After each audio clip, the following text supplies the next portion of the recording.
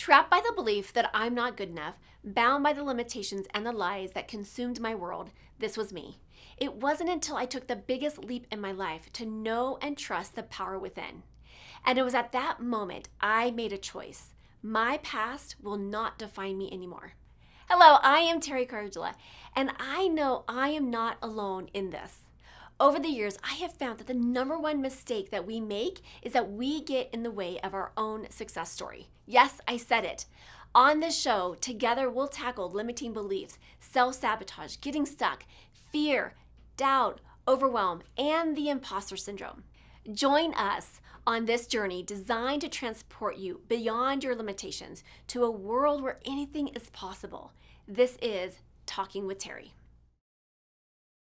Hi, and welcome back to Talking with Teri, where we have powerful conversations to transform your life and your business. And I am excited. We have Marie Elizabeth Molly here, and she's a relationship alchemist, and she shows individuals and couples how to cultivate deeper love and connection in their relationships. She has a master's in Chinese medicine with over 20 years in client work. She's been featured on Thrive Global, SWAAY, and Forbes, and she's also a published poet and an underwater photographer with a thing for sharks. I love it. Welcome. Thank you, Teri. I'm so happy to be here. I am too. Oh my goodness. Well, let's dive in and, let's give some folks some background, a little bit more background on you. How did you come to be where you're at today and the work that you're doing? Well, I've been in client work for a really long time, but I transitioned to relationship coaching and this concentration on how to be a high performer in the world and also have a great relationship. About 6 years ago, I transitioned to that. And the reason being, when my own marriage ended in 2012, I went through several years of upheaval and grief and processing the end of the marriage. And what I realized was that I've always had this strong clarity in my work. It comes easily to me. When I need to make a change, I make the change. I'm able to flow with my work. And for some reason, relationships have always been harder for me. And they were great in the beginning, but over time they'd get sort of mired down in resentment and lack of communication, and the sex would die and all the things that tend to happen if you don't know how to sustain a loving and connected relationship. And so at that point, I decided, okay, I have to learn how to do this because it's the one area of my life that doesn't work as well as the rest does, and as the rest does. And so at that point, I went into a coaching program specifically around relationships and sexuality, rediscovered my love of coaching, and transitioned my coaching practice to be more centered around relationships and high performance. Wow. And I will tell you, you are not alone. Okay. So all the women listeners, all the male listeners, she is talking some massive truth, and I can validate everything that she says because working with high achieving women entrepreneurs, I will tell you that I'm so glad that we're reconnecting. We've known each other for a couple of years now, and we're reconnecting because I am telling you, this is such a hot topic.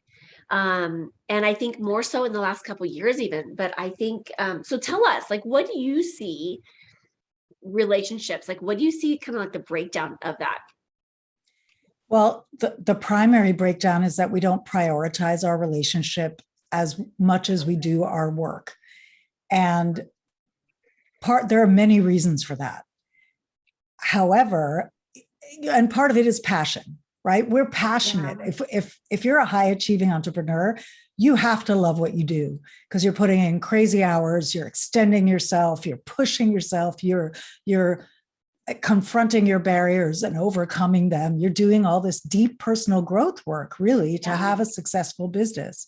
And my position is that relationship is as powerful a personal growth path as business is, but we forget that. And we tend to default in relationship to what we've always known, what we saw our parents do, what society tells us it should look like. So we default to behaviors and attitudes that are not necessarily our truth. Whereas in our business, anything that's not our truth gets reflected really fast, and we have to Yeah. work on that. And my sense is that in relationship, the same thing is happening, but there's a tendency to sweep that under the rug and just Yeah. kind of hope it'll be there and hope it'll keep working out. And we don't want to rock the boat because we have all our energy over here on the business side. Yeah. And the transformational opportunity is that when you learn to prioritize your business, I mean, your relationship as much as your business, the juice and love and joy and fulfillment that you can have at home actually feeds you in your business. So we kind of have it backwards where we think the business is going to feed us and then everything else will work. And I suggest that approaching it from the other direction, filling yourself up first, having all the love and connection and juiciness you want in your life actually makes you more magnetic and powerful in your business. You know, as you're saying that, I am getting chills like on my body, which is just like means truth, right? That's so Yep. yummy. And I agree with you. Like, I think that summarizes for a lot of people. Now, I think, and I'm going to personally share here from my own experience, what was happening was because of the business and because I was doing, like you said, like everything's being reflected to us in the business, it requires us to do personal growth work. It's like it comes one of the same, right? And because I was doing all this, personal development work, my husband was not, you Right. know? And so then it created this dissonance. It created this gap, if you will. So here I am trucking along, doing my thing, and I am personal development. And here he is trucking along, doing his thing, and he's just kind of staying similar, right? And so it created this gap in our Yeah. relationship. And so I remember not too long ago, maybe like 4 years ago, maybe five, we had this moment to kind of have like, we kind of come to Jesus moment where it was like, okay, like we need to figure something out, because I realized what you were just talking about, like this, we kept brushing it under the rug, kind of like sustaining it, but it's like, okay, we've got to change this and shift this. And we both recommitted to the relationship, and I just got chills again, but we Oh, it's me too. recommitted recommitted to each other. It hasn't been easy, and it hasn't been, unicorns and fairies and butterflies, but like we're figuring it out. But you're Yeah. absolutely right. It is kind of like recommitting, to that state. And That's so beautiful. And I love how you highlight that gap that can develop, because that is also the other danger, is that you're yeah, growing, your partner is not. All of a sudden, you don't have much in common anymore. You're in a totally different place. And it's amazing that you recognize that and chose to recommit. yeah, And one of the powerful things that relationship can bring us is the opportunity for each of us to focus on our own growth. So it's not one partner sort of dragging the other partner along, yeah, but where each of us is committed to being in the relationship for our own expansion. That yeah. creates the most magic. As you're seeing, it's not easy. It's not, like you said, unicorns or rainbows. However, it creates a depth of bond and connection Yeah. that becomes unshakable. And my partner and I several years ago went through a similar moment where I was on the computer till 10 at night. I was, really the business was getting all of me and he was getting the dregs. Yeah. And, and, and it was also winter. We were in New York for a period of time. And so he was having also a hard time with the change of seasons because we usually live in California. And we ended up hiring a relationship coach because we could feel that we were at a pivotal moment. And what needed to happen was I needed to start prioritizing the relationship more, and he needed to start taking responsibility for his own emotional state and for reconnecting with himself, really, Yeah. because he had Yeah. gotten down in the winter and was just kind of numb. And so I couldn't really connect that well with him because he was numbed out. So he Yeah. had to kind of work with his own numbness. I had to get off the computer earlier and spend time together and really choose to reconnect from my side. And ever since then, that 9 months that we worked with that coach, it really turned around our relationship. And we have the strongest, most fun, loving, connected, transparent, juicy, emotionally honest relationship now. Oh, that's wonderful. And then you bring up a good point about boundaries, because I think sometimes and I was so guilty of this in the beginning. And now occasionally I'm guilty. Okay. I have this big project that's coming up. So I'll be honest, this week, I did one of those late nights, like it was like 11 o'clock, but I'm like, I just want to get this done. Right. So those don't happen very often now. They probably happen like once, twice a year now. But in the beginning, they were happening, I'll be honest, like 3, 4 times a night or a week, right? Like it was Exactly. really Me bad. It was too. really bad. Yeah. And I was filled up with it. Like I was like, yeah, like life is good. Like it didn't bother me at all, but of course it took a toll. And so, what tips or tricks that you have about setting those boundaries, and like what do you practice and what do you recommend, some of the work that you're working with your clients on? How do we set those boundaries, especially between the business and our spouse or significant other? Well, in my experience, tasks will expand to fill the time you allot to them. So if you put the boundary on your time on the front end and give yourself permission to not complete the task 100%, it'll be there tomorrow morning. It's a question of priorities. So number one, block your time and stick to the blocks. Number two would be really to assess your values and your priorities. And if love, pleasure, passion, connection are anywhere in your values, then not prioritizing your relationship is not in alignment with your values. So make sure that you are making your daily choices in alignment with what matters most to you. I mean, if grinding is all you want to do with your life, then have at it. But you may not have a relationship on the other side of that. So if you want love and connection and passion and all of those yummy things that actually fill us up more than the grinding does over time, then to be in alignment with yourself, to have integrity in the world requires that you actually indulge yourself in love and connection, a date night, some time off, a walk with your partner in the woods if you live in nature, that it becomes woven into the fabric of what matters most. And I think we just get so excited about our businesses that we sometimes forget that we have well-rounded values. If we've assessed our values already, we forget that there's a list of 5 or 6 of them and we're actually only living 2. Yeah.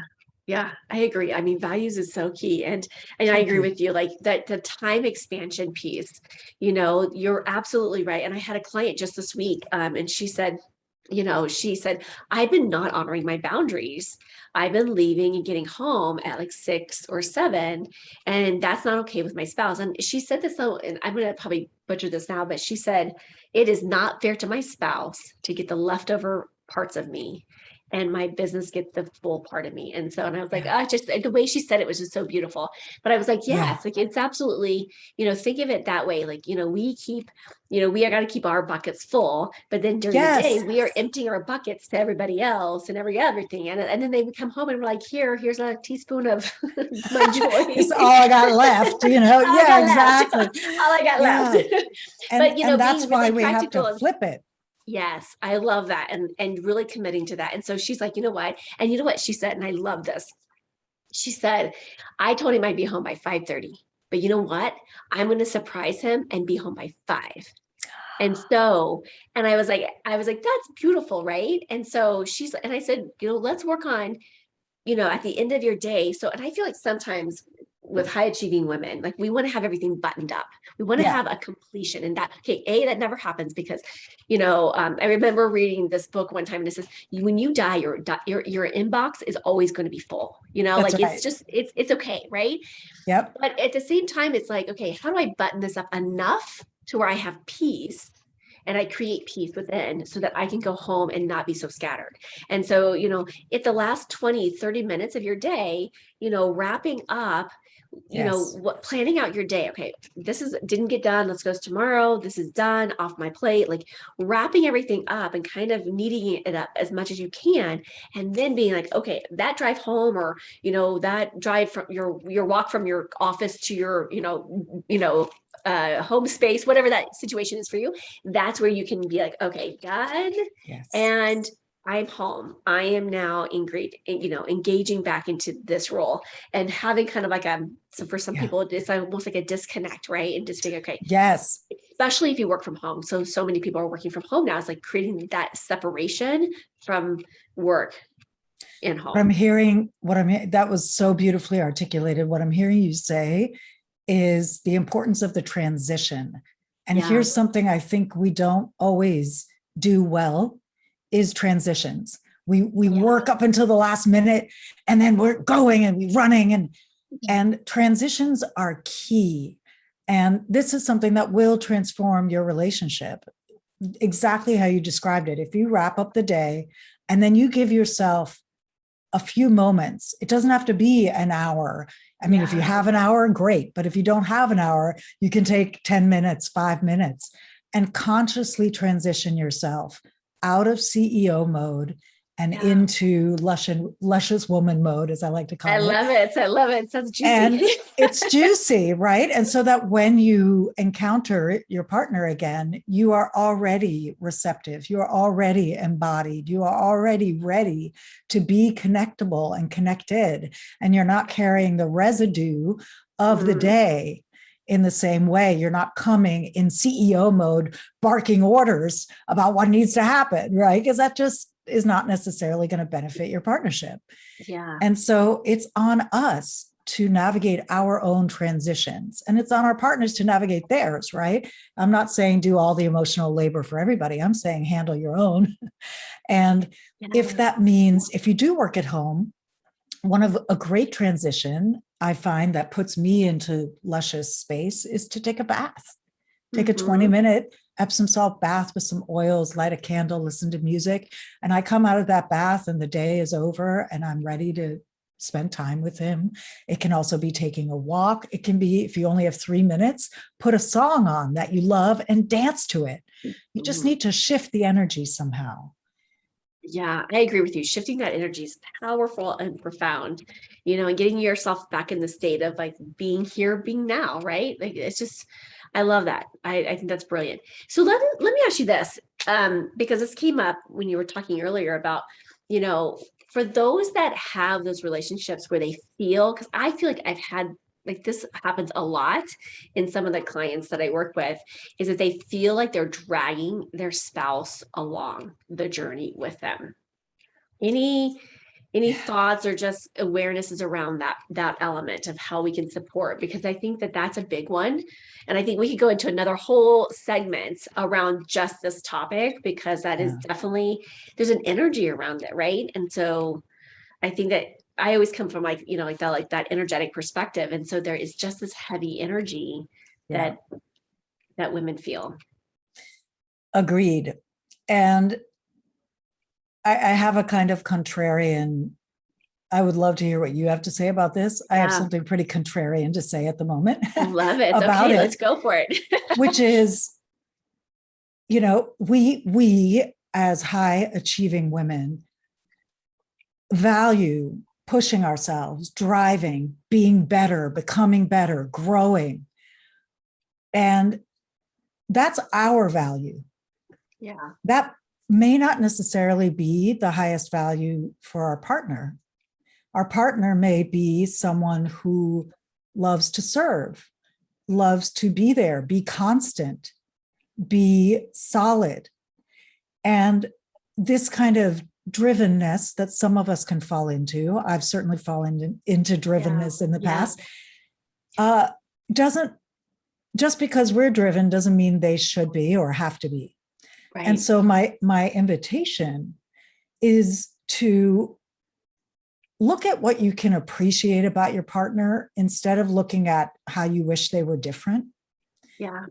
Because it's also a practice that would probably behoove you to do with yourself too, because most of us need a little more acceptance and a little less push, I think. Yeah. And the more you learn to love and accept your partner exactly where they are, and not, because they can feel when you want to drag them somewhere, and then that creates resistance, right? So the more you can love and accept them exactly where they are and appreciate what they do provide, they're going to be more open to requests for something to be different. But if you're coming from the place of you're not okay the way you are and you need to be growing as much as I am, Yeah. that's like bludgeoning somebody with personal growth. And it just never, it's just not attractive. Like that doesn't make me want to go on the ride with you if I feel I'm going to be bludgeoned, you know? This is so true. I'm laughing because I know that this is true for a lot of folks. And I think this is brilliant what you're I saying. have done it. I have done it. I bludgeoned my ex-husband. We were in therapy for 5 years, couples therapy. I was hard on him. I was hard on him. Fundamentally, I wanted him to be different than who he was. Yeah. And I eventually realized, you know what? We actually completed our relationship. We have an amicable friendship now. He's remarried to a wonderful woman, has kids, which we were never going to be able to have. So, I mean, it all worked out beautifully and it was meant to unfold the way it did. Yeah. And I have to say that I hate using the word should, but, you know, I could have stood to be more accepting of him and really more open to him as he was. And I was so driven and hard on myself that I didn't know how to be fully loving and accepting of another person. So I had to do that work with me to be able to have the relationship I have with Patrick now, my partner now, where we have so much room to be ourselves. We just each get to be ourselves and we get to meet each other and we get to experiment and expand because we've cultivated that level of love and acceptance for one another. Yeah. Yeah. My husband and I have this joke that not really a joke, but just kind of a metaphor that we use because like he says, like, he's like, I'm kind of like your kite holder. He's grounded and like holding the kite and I'm the kite going, da, da, da, da, da. And I do come down and I land and then we, you know, but it's like, but it's just understanding that we are very different beings and my needs and you need him and he needs you. Yeah. And so in some way we opposites do attract in this scenario. Because when people meet my husband and then meet me, they're like, how do the two of you go together? And it works. You know, we have to work at it, but it works. But you're right. Well, when we're and that's the key. And when we can see each other as like, this is how you are, this is who you are, this is what you know, how you do life, and this is how we do life. There is that level of acceptance. And you're right. Like, I think that's so brilliant. I love the complementarity of it is so beautiful because Patrick and I have a similar dynamic where he's grounded and we once had this beautiful, I suggest your clients, our listeners, do this exercise with your partner. We once asked each other, what does my love feel like to you? And it was so revelatory because he said, your love feels like fire, like an activating flame. It gets me going. It wakes me up.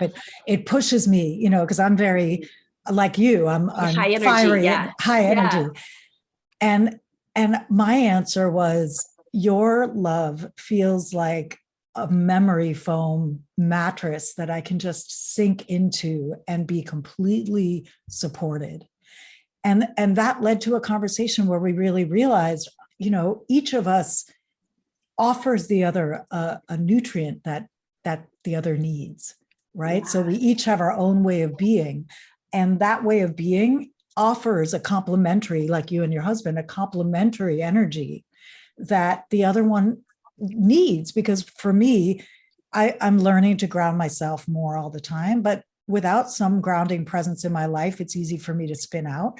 And for Patrick, without some kind of activating energy in his life, it's easy for him to get kind of complacent, you know, and not move.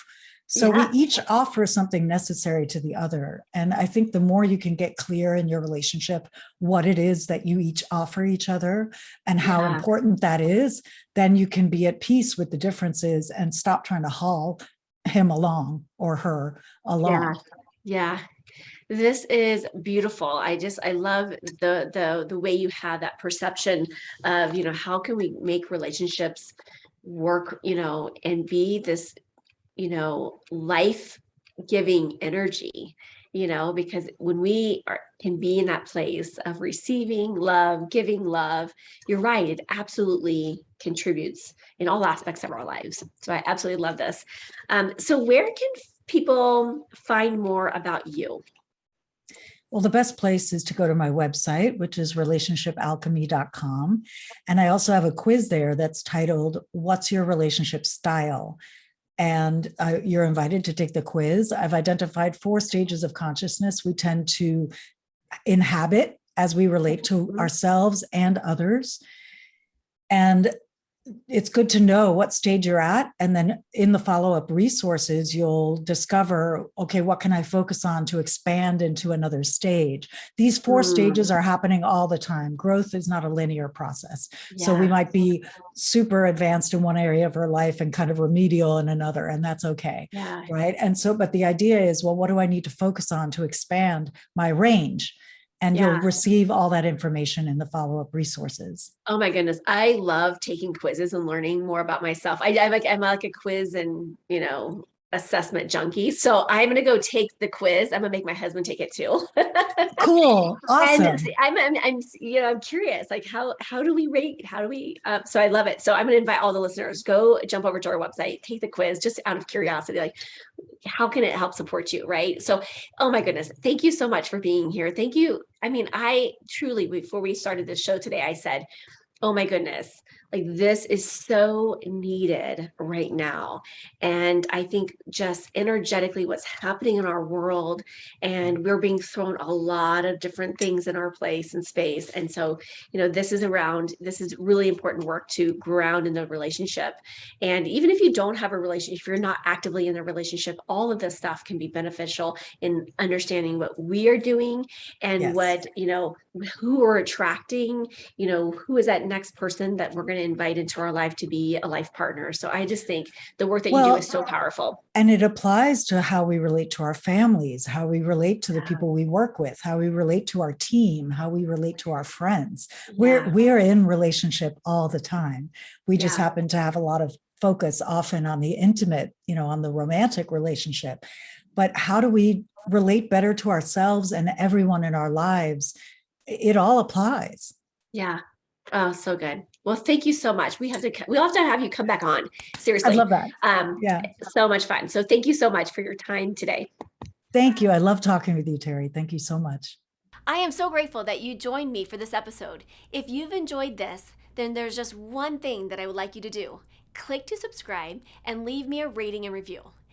As my way to thank you, let's connect for a free consultation. Just reach out to me at talkingwithteri, that's TERI.com, to book your time.